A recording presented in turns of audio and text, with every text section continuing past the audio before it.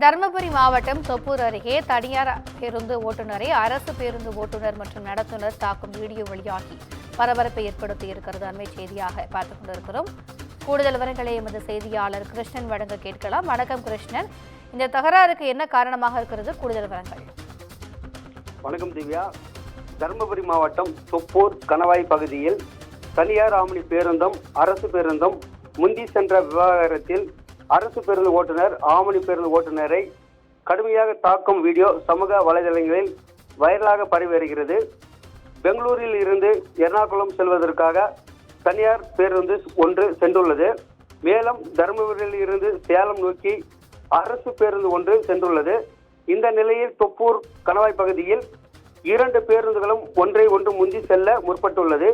அப்பொழுது தனியார் பேருந்து ஓட்டுநர் அரசு பேருந்துக்கு வழிவிடாமல் புரசுவது போல சென்றுள்ளார். இதனால் ஆத்திரமடைந்த அரசு பேருந்து ஓட்டுநர் வெங்கடாஜலம் என்பவர் ஆம்னி பேருந்தை முந்தி சென்று சாலையில் பேருந்து குறுக்கிட்டு நிறுத்தியுள்ளார்.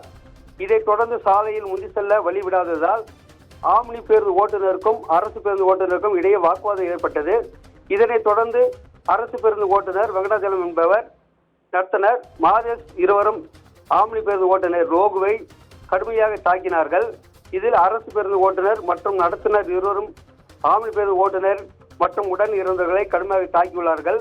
மேலும் ஆம்னி பேருந்து ஓட்டுநர் வந்தவர்களும் அவர்களாகவே ஒருவர் கடுமையாக தாக்கி கொண்டனர். இதில் ஒருவருக்கு தலையில் காயம் ஏற்பட்டு ரத்தம் அதிக அளவு வெளியேறியது. மேலும் அரசு பேருந்து மற்றும் ஆம்னி பேருந்து ஓட்டுநர்கள் ஒருவரை தாக்கிக் கொள்ளும் வீடியோ தற்போது சமூக வலைதளங்களில் வைரலாக பரவி பரபரப்பை ஏற்பட்டுள்ளது. இந்த சம்பவம் குறித்து இதுவரை காவல் நிலையத்தில் வழக்கு பதிவு எதுவும் செய்யப்படவில்லை. திவ்யா, கூடுதல் விவரங்களுக்கு நன்றி கிருஷ்ணன்.